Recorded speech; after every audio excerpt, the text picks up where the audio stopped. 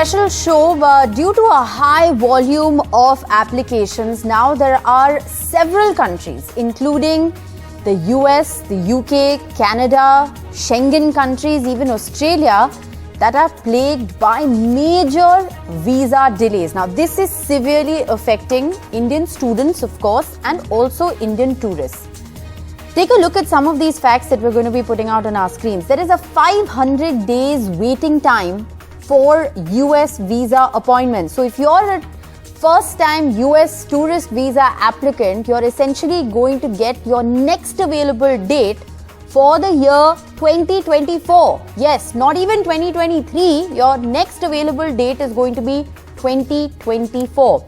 As far as Canada is concerned, there is a backlog of more than 2.4 million applications. The average waiting time for a Canadian visa is about 30 to 45 days, provided you get an appointment. There are huge delays, not just for US and Canada, but also for the UK, also for Schengen countries, and even for Australia. Now, the UK and Canada and several other countries have actually come out and acknowledged the fact that this is an unprecedented surge in demand that they're seeing post-COVID. Therefore, Canada has even come out and urged students to contact their educational institutions in order to discuss options, because there is a big chance that students are not going to be able to make it to their colleges in time for offline classes. Now, we reached out for the benefit of our viewers to several embassies, and let me just put out their reactions for you.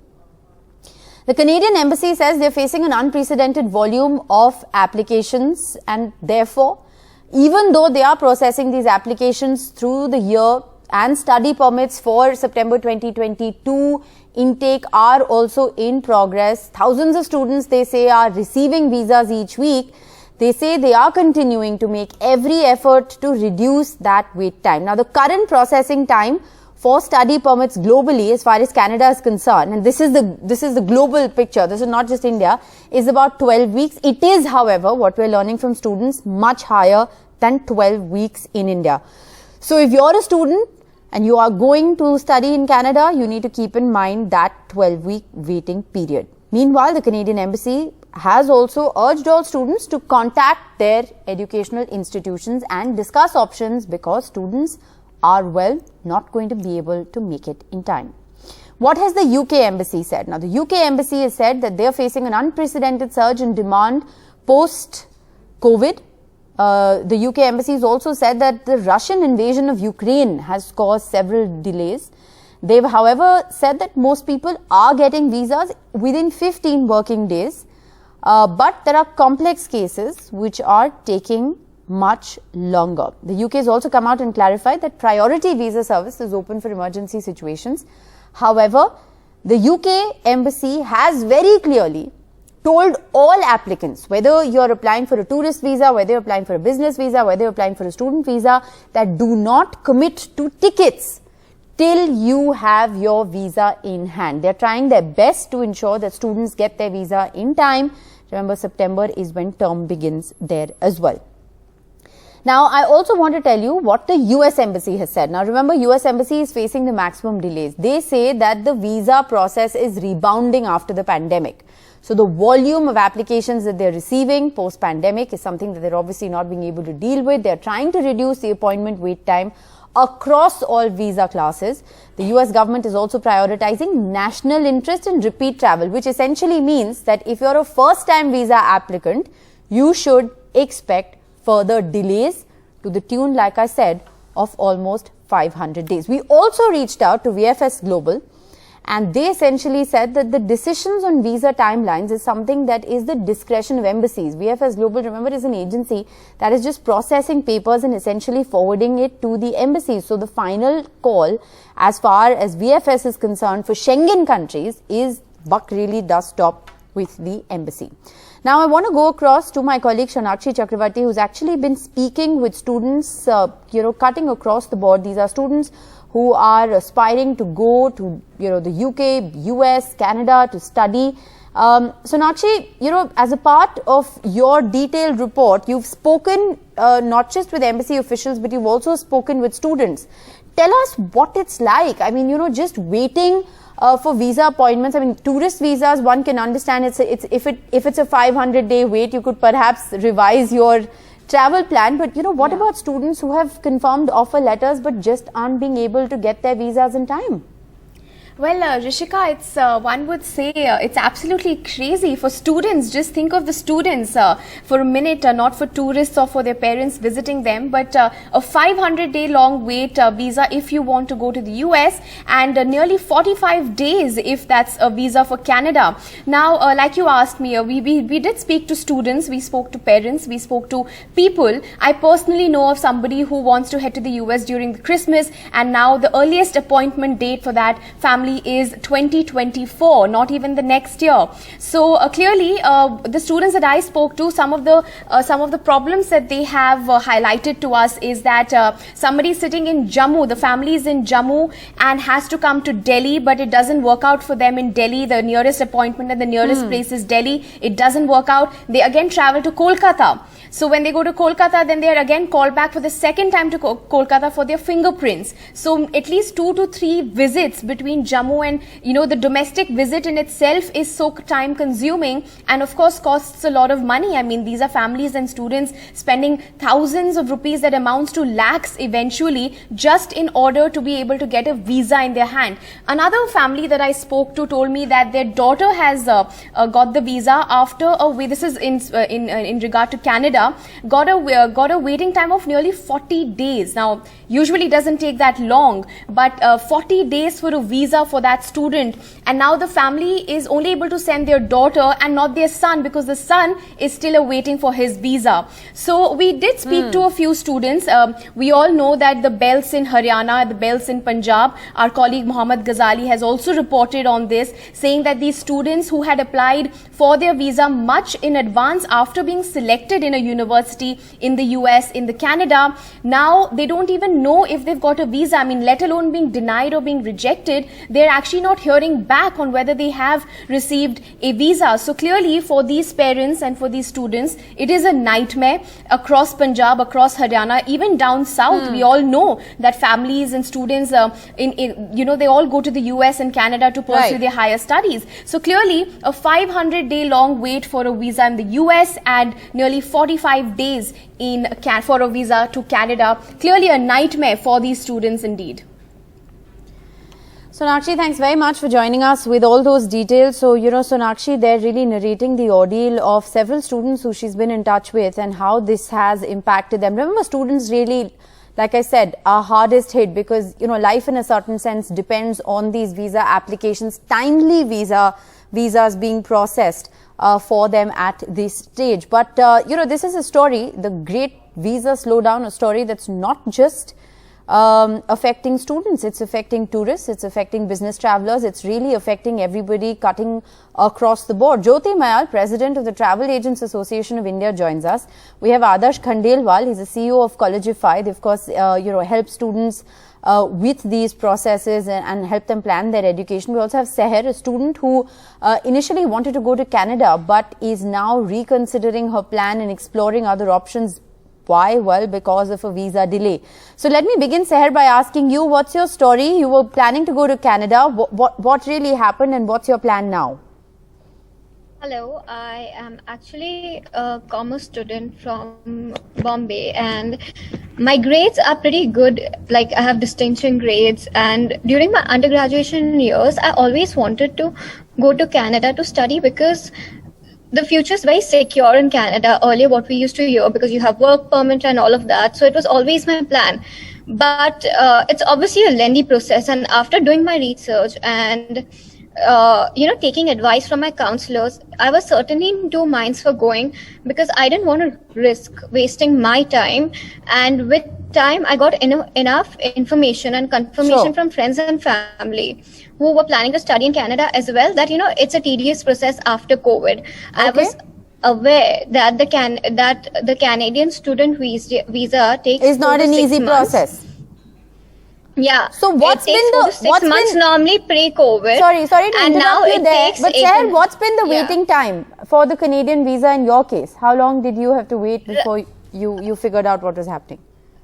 I did have to wait for 3 months, and then I was suggested that, while you're doing the Canadian one, you also apply for in different universities across the world. So that's how I've secured myself for my future. I mean, for my masters. So yeah. So 3 months is how long it took you to get your Canadian visa, and you've got it now? Yeah, and I was rejected. No, it was rejected. It was rejected. So after a 3-month waiting period, it was rejected. And what was the reason for rejection, might I ask? No, they do not give you. They don't give you a any reason. There's. So have you reconfigured? It's very uncertain because we don't receive formal explanation on why this is happening. But you had a confirmed author letter from your university. No, even that was awaiting for my visa. So it was all in the process, and I got rejected. Okay. And what are your plans now? So I'm going to London. And how's the UK visa process been? Because like I said, this is a nightmare across the board. Yeah, it's a lot more simpler, and it looks possible to me. I'm still awaiting because our marks just came out 2 months back. So the admission is still in the process, but I have some sense of assurity that it wouldn't be a problem. Okay. I have confidence in the UK. Seher, we all have fingers crossed for you. And it's been a nightmare, whether it's delayed results or just the board exams, the way that's happened, and now this entire visa nightmare. I mean, your batch, like I said, has really been through a lot. So we have our fingers crossed for you, and all the best. But like I said, this is a problem cutting across lines, right? It's not just about students. Jyoti Mayal, I mean, 500-day wait for an appointment at the US Embassy if you're planning to travel to the US for the first time. I mean, this is unheard of, if I'm not wrong. Absolutely, Rishika. I think it's so unheard of, I can't tell you. We are really struggling. I mean, we've had the worst time, as COVID with no businesses. And when the business starts rebounding, we see that we are not being able to travel because there's a lot of huge delay in the visa processes. And the countries have a very good excuse saying they are short of staff. Well, I'm sure they should have been staffed enough to see that if they are willing to carry those people around. And like you said, it's not only students, it's leisure, it's conferencing, it's MICE, it's business. Of course. Everything is getting so effective. Everything's opened up suddenly after 2 years. It's a whole post-pandemic world out there. There's also a lot of revenge travel, and you've been with us on several shows to talk about that as well. Yeah. But Jyoti Mayal, what's happened? Is it just that there isn't enough staff and there is just an unprecedented volume of applications in the post-COVID world? Is that what it is? Just very simple administrative issue? Is it just that simple? It boils down to being that simple, but I think the loss is for every country which is not being able to cash on these opportunities after especially the long COVID period. And that's what they are saying, because when we've been approaching BFS, like you said, or the countries directly, they all say one thing only, that they are not staffed enough to take them over. And to get staff back, they need clearances from ministries, from the parliament, from their cabinet ministers, from the government. So it's a huge process where they just can't appoint someone to do visas. But I think looking back at that, I think they should have been equipped much more, because they always knew that it's not going to be borders closed throughout the time, and things are going to start opening up. And I think it's a huge opportunity lost for all countries and for the traveler, Right. And if they have this thing, they should have just said, okay, we are just going to take 100 visas a day. People beyond that don't do it. So we also know how to plan for our travelers. As the Travel Agents Association of India, we could have told all our members to say, still keep sending more to the regional countries where there's travel easier. So the US's loss, like loss or Schengen countries' loss is whose gain? What's the trend that you're seeing? Are people thronging to other parts of the world? Exactly. So we could have planned for our clients much better than to get their passports stuck, and the passports have not come back. People have suffered huge losses. Right. So that's the other side of the story, that passports are getting stuck. So it's not like if your US visa isn't coming through or EU isn't coming through, you can actually just go somewhere else, because your passport's essentially stuck for months. Like Seher was saying, 3 months in her case. Adarsh Khandelwal, I'm sure you're dealing with this on a day-to-day basis. Seher, I know you want to come in, give me a moment. You're dealing with this on a day-to-day basis. I mean, this is really unprecedented what we're seeing, isn't it? It's very, very difficult. I mean, on the ground reality, parents never anticipated. As counselors, we never anticipated, right, that first you need to battle for the college admission, and then Yes. you have to now battle to get into the country. So for the students, it's a very undesirable scenario, because if they do not reach, it is very challenging. They may lose a year, they may falter. There is so many contingencies which has just come up. I mean, having a US visa has become a privilege. So tell us, Adarsh, is it easier in certain parts of the world, more difficult in certain others? The US definitely is also one of the top choices when it comes to, whether it's students or even otherwise, the volume of applications they deal with is perhaps among the highest, which would explain the, the kind of delays. But is it, say, easier for certain other countries? What's the trend you're picking up? See, if you look at the numbers, we are talking about 200,000 numbers, right, in terms of just the US visa this year. And primarily, Sure. it is. So US, one thing they did right was that they were able to, prioritize the student segment. And they gave the student visa, the accessibility was much more convenient compared to other countries. And the rejection rates were also low. All my Lower. students Okay. at least an undergraduate So it's level. been better for students going to the US, that's what you're saying. It's more the That is tourist what- visas that are stuck. Yes, the Okay. tourist visa are stuck. Okay. And students and parents who do not have visa are unable to go and drop their wards, right? Sure. To a foreign country. Yeah, that's the So other big issue. Yeah, that's the other big issue. So Sahar, how do you wanted to send come a in. child alone? I mean, we are a country Right. which is very dependent. Young kids are dependent. I mean, Seher is a child who will want the parent to go ideally, right? And now the parent has no certainty. Like, Sahar they is cannot- undecided. I have to say she's nodded both ways to say yes and no, but she's undecided about it. But Sahar, you wanted to come in. I think I'm mentally prepared that if my parents don't come, it's okay. It's I'll go okay. and I'll figure it out by myself. You will, I'm sure you will. But But you wanted to make a point. Yeah, the fact that we didn't see it coming, it is what led to time being wasted for so many bright students. I know Sure. so many students who've applied to various parts of the world, and there's rejection. There are so many issues what we never faced. Absolutely, no, earlier. it's been And I know unprecedented, friends and who I have think excellent students, whether it's academics, and they've students, come from- tourists, travelers, I don't think anybody really saw it coming. I think it's really hit everybody, and it's taken everybody by surprise. Jyoti, last question to you. What should people do? I mean, when these are the kind of waiting timelines, these are the kind of delays,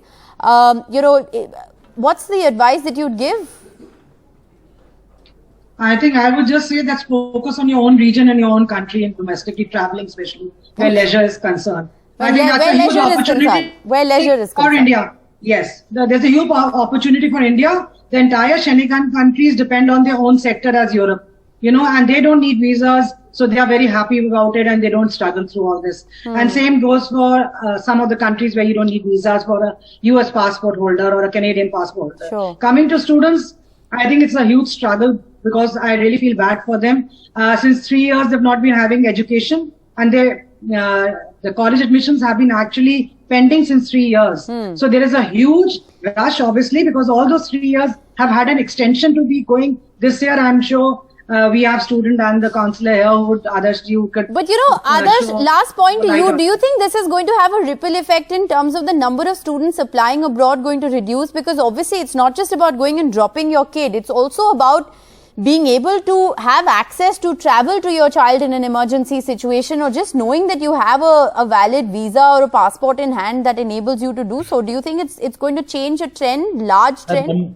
The number is only going to go up because, unfortunately, our country has only limited options when it comes to the college admission. So what we are suggesting to parents right now for the current scenario is that plan your plan B, have a plan B in India. In case you are unable to go for A, B, C reason, it's not the end of the world. And make sure that, you are aligned with the consulates, with your universities, and make sure that, you are just following the necessary procedure. I think you will find a place, eventually. And I think And the numbers emergency are going to visa grow. provisions, I think a lot of these embassies do have emergency visa provisions. So I think if you're, God forbid, in an emergency situation for some reason and you absolutely have to travel, then emergency visas are still being processed faster than the regular visa. So I think that's something that people should, of course, explore on a case-by-case basis. This is, an unprecedented story that we're tracking here, post-pandemic visa delays ranging from 30 to 45 days to as long as 500 days to get an appointment. Thank you all very much for joining us, and Seher, all the very best to you.